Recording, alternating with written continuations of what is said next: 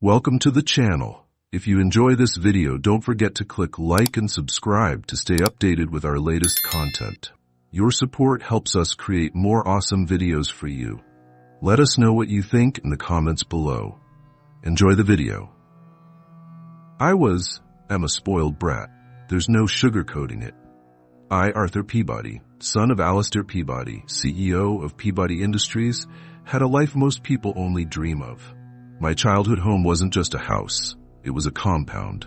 A 2-story colonial on 5 acres in Connecticut, complete with an Olympic-sized pool, a fully equipped gym that rivaled professional sports facilities, and grounds meticulously manicured by a team of landscapers.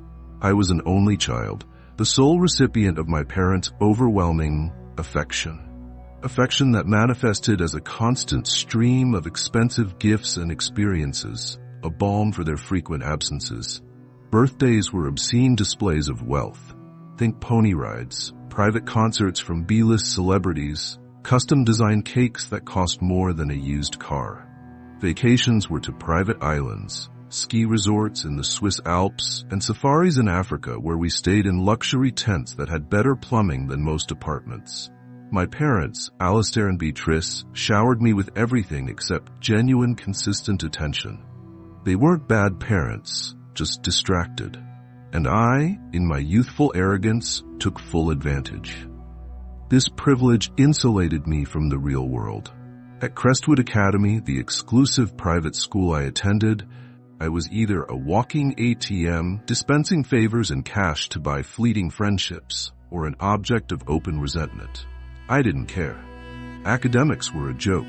I barely scraped by, knowing my father's connections would guarantee my entry into a prestigious university.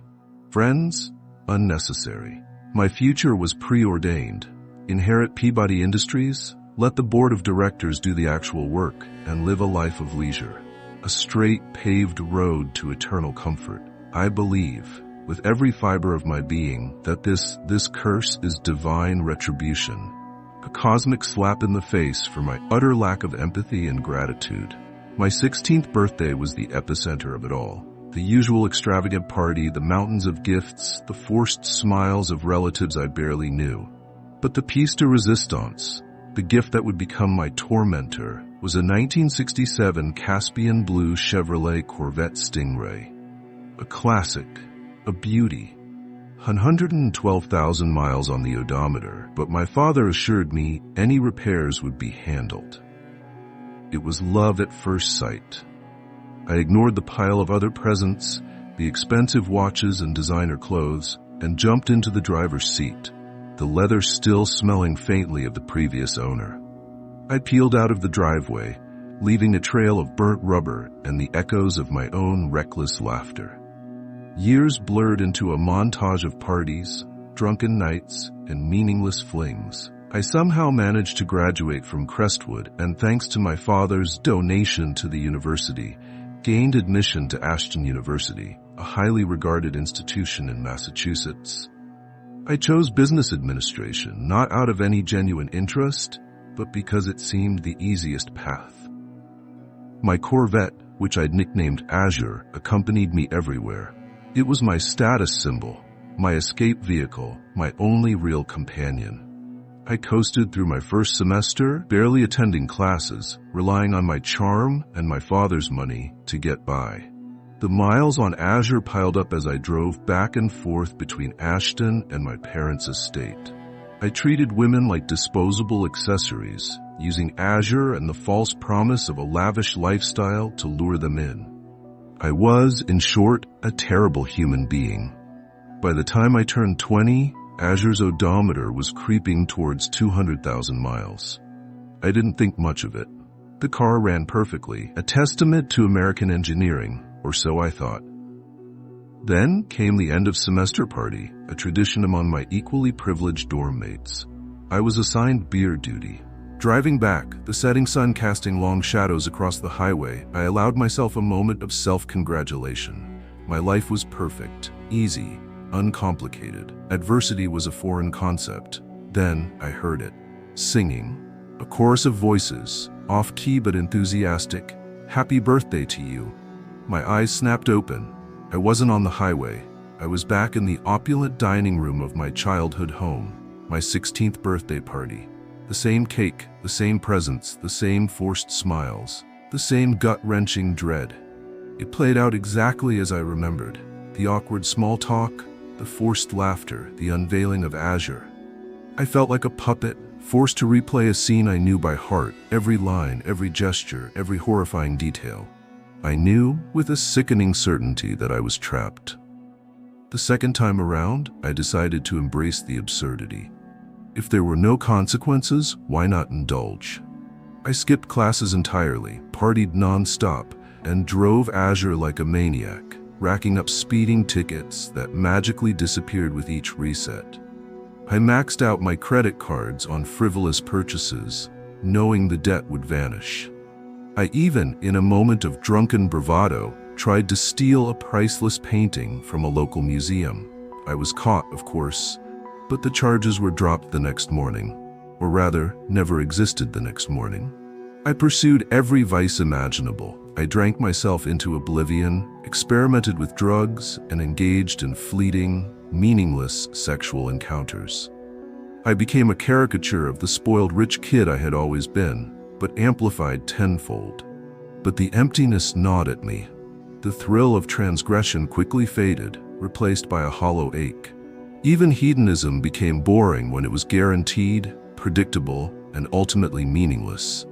I remember one particular night, sitting alone in a penthouse suite I'd borrowed for the evening, surrounded by empty bottles and the lingering scent of cheap perfume, feeling more alone than I ever had in my life.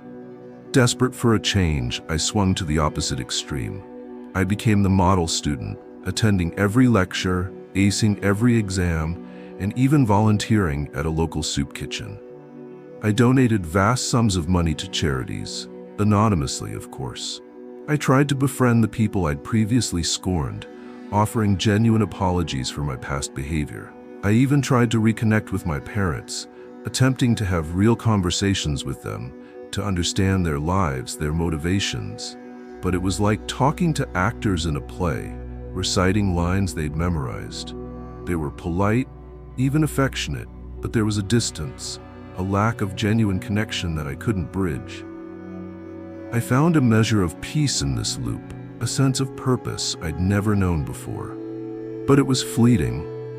The knowledge that it would all be erased, that my efforts were ultimately futile, cast a long shadow over everything. I was Sisyphus, pushing a boulder up a hill, only to have it roll back down every time I reached the top. Driven by a desperate need to understand, I turned to logic and reason. I treated the loop as a scientific experiment. I kept meticulous journals, documenting every detail of each iteration, searching for patterns, anomalies, anything that could explain what was happening.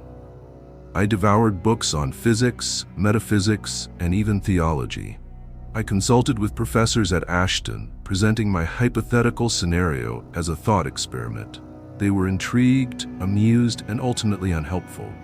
One professor, Dr. Eleanor Vance, a specialist in theoretical physics, suggested the possibility of a localized temporal anomaly, a concept that went far beyond my limited understanding. I spent hours poring over the schematics of the Corvette, searching for anything unusual. I even disassembled parts of the engine, much to the chagrin of my father's mechanic, who, of course, had no memory of my tampering in the next loop. I found nothing. Azure was, as far as I could tell, a perfectly ordinary, albeit beautifully maintained classic car. Frustration boiled over into rage. In one particularly bleak loop, I decided to destroy Azure. I drove it to a remote junkyard, grabbed a sledgehammer, and unleashed my fury on the car. I smashed the windows, dented the body, and ripped apart the interior. I reduced my beloved Corvette to a mangled wreck. Exhausted and covered in sweat and grease, I waited for something, for the loop to break, for reality to shift, but nothing happened.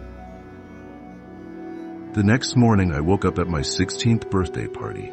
Azure was back in the garage, pristine and gleaming as if nothing had happened. I'd tried everything else, so I tried connection. I focused on building genuine relationships, on making a positive impact on the lives of the people around me, even if it was only temporary. I met Clara. Clara was a scholarship student at Ashton studying art history. She was everything I wasn't: kind, compassionate, intelligent, and utterly unimpressed by my wealth or status. I met her in the library during one of my altruist loops. I was drawn to her quiet confidence, her genuine passion for her studies.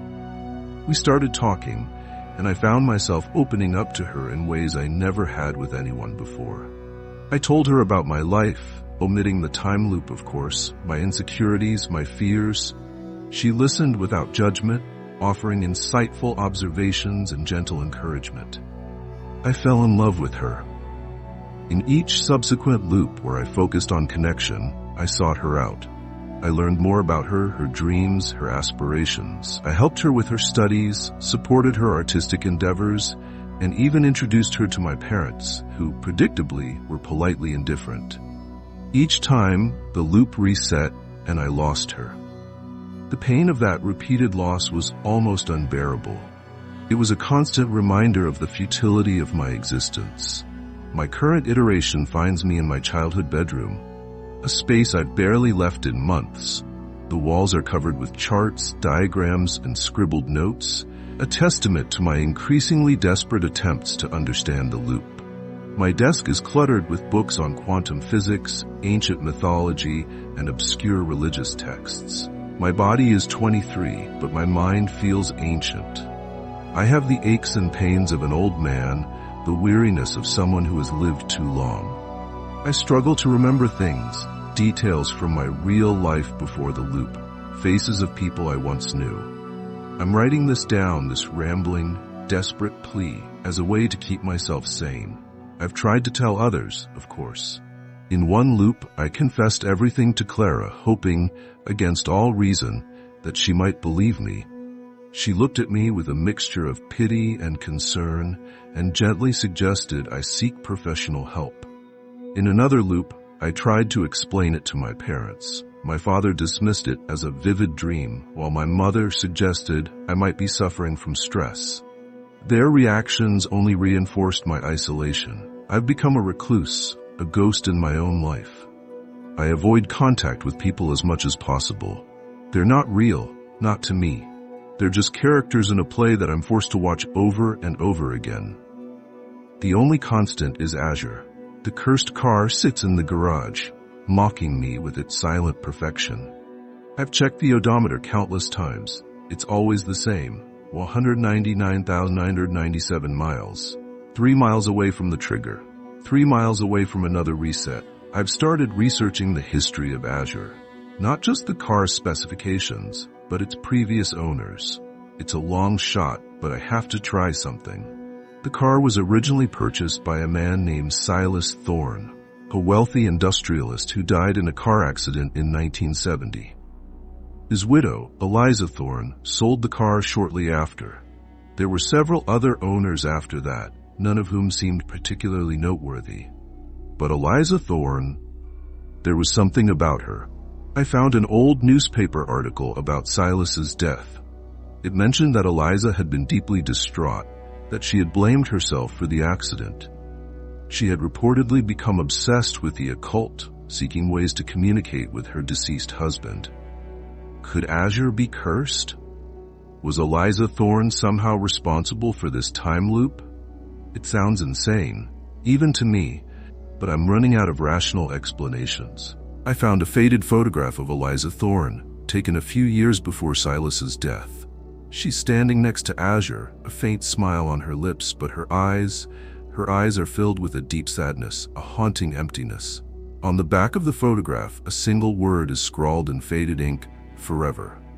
The word sends a shiver down my spine. Is this a clue? A threat?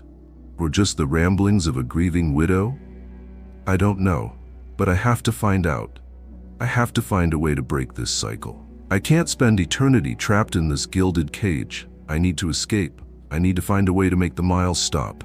I'm thinking of taking the car on the longest road trip in the USA to see if distance is a variable, if there is an end. Or maybe that will just make the curse worse. I'm tired, so tired. But I can't give up.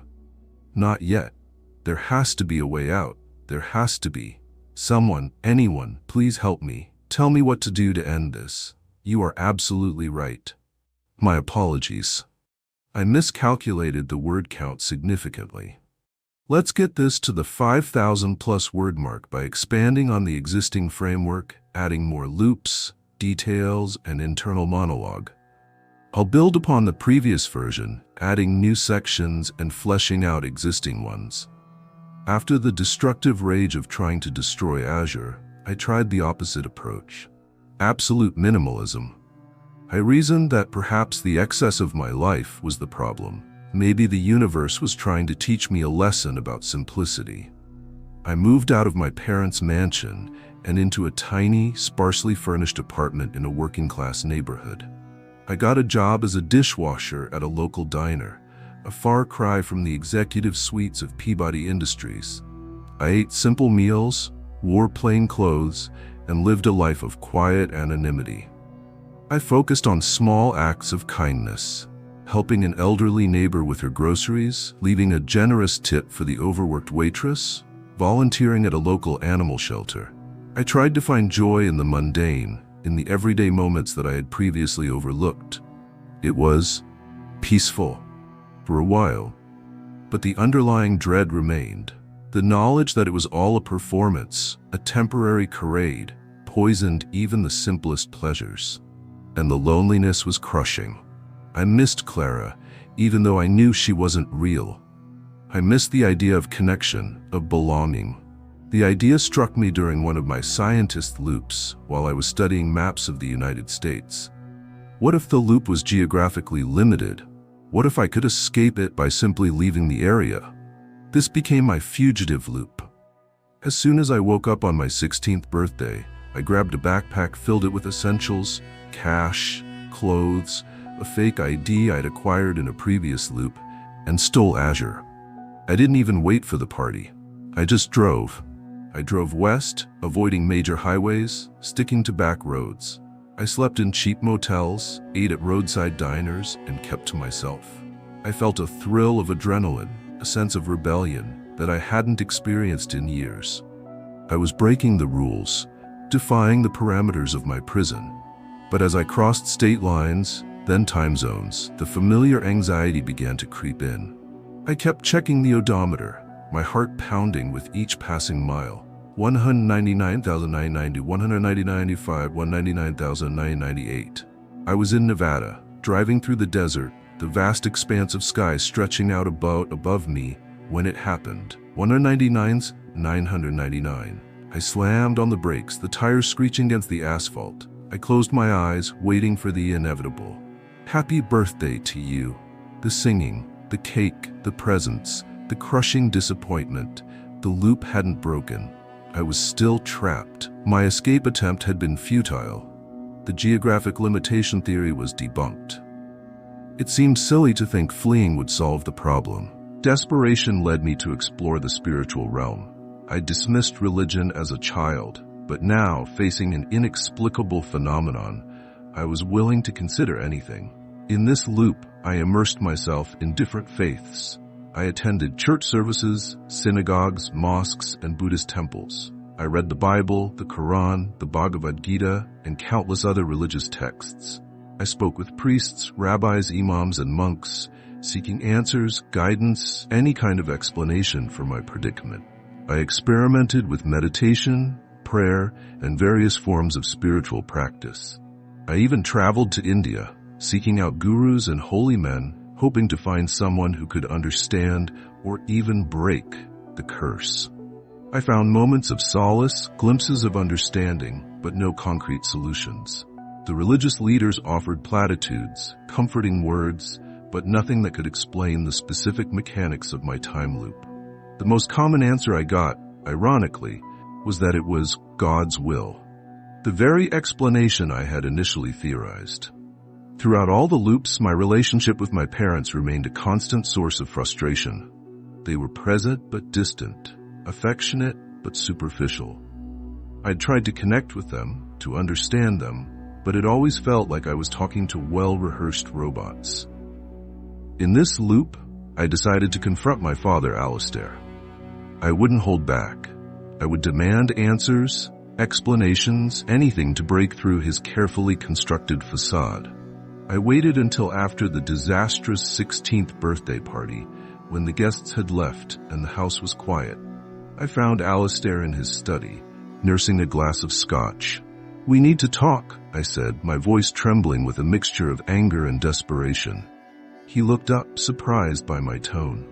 "Arthur, what is it? Is something wrong with the car?" "It's not about the car, Dad," I said, my voice rising. "It's about everything, about this life, this farce."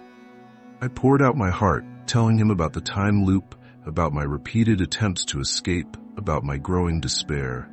I didn't expect him to believe me, but I needed to say it, to get it off my chest. Alistair listened patiently, his expression unreadable. When I finished, he took a long sip of his scotch and sighed. "Arthur," he said, his voice calm, almost condescending, "I understand you're going through a difficult time. But this story you've concocted, it's simply not possible." "You don't believe me," I said, my voice deflating. "I believe you're feeling this way," he said, choosing his words carefully. "But I also believe you need professional help. We can find the best therapists, the best doctors." He offered the same solutions he always did. Money, privilege, a quick fix. He didn't understand. He couldn't understand. I stormed out of his study, feeling more alone than ever. The confrontation had achieved nothing. It had only reinforced the impenetrable barrier between us. My research into Eliza Thorne and the history of Azure became my obsession. I spent countless hours in libraries, archives, and online databases, piecing together the fragments of their lives. I discovered that Silas Thorne was a ruthless businessman, a man who had built his empire on the backs of others. He had made many enemies, accumulated a vast fortune, and died a lonely, bitter man. Eliza Thorne, I learned, was a complex and tragic figure. She had been deeply in love with Silas, but their marriage had been troubled. She had suffered several miscarriages, and Silas's infidelity had been an open secret.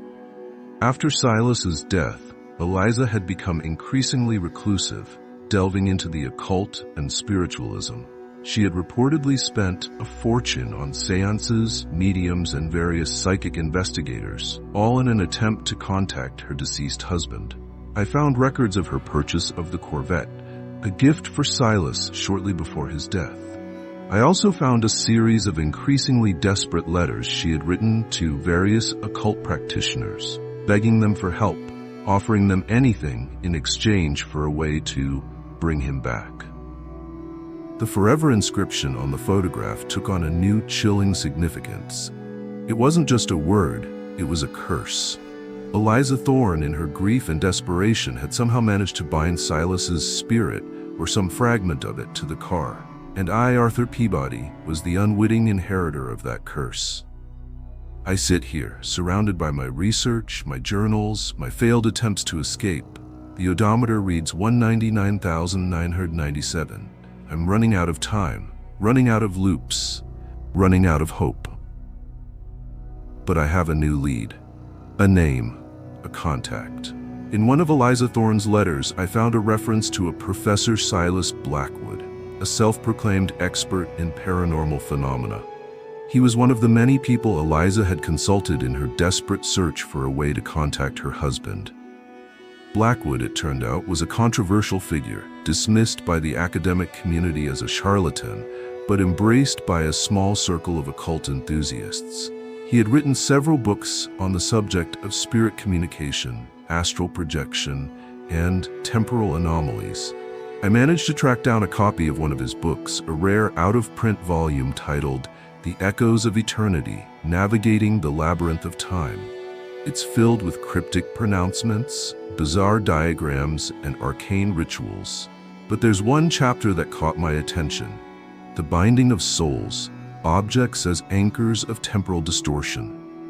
Blackwood describes a phenomenon where intense emotional energy, particularly grief and regret, can become attached to a physical object, creating a temporal echo.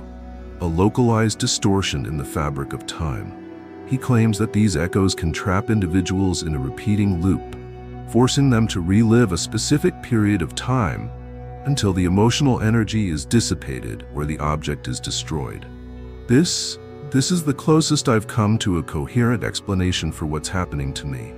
Blackwood's theory aligns with my own experiences, with the history of Azure, with Eliza Thorne's desperate wish for forever. But Blackwood is dead. He died in the 1980s, according to his obituary. However, I found a reference to a Blackwood Society, a small group of his followers who continued his work. It's a long shot, a desperate gamble, but I have to try. I have to find the Blackwood Society. They might be my only hope. I've managed to find a contact address, a P.O. box in a small town in upstate New York. I'm going to write a letter. I'm going to tell them everything. I'm going to beg for their help. I know it's unlikely.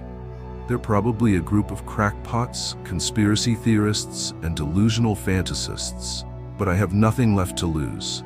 I have to try. I have to break this curse. I have to escape this forever. I have to find a way to live again, even if it's just for a little while. Even if it's just to say goodbye to Clara one last time and know that it's real.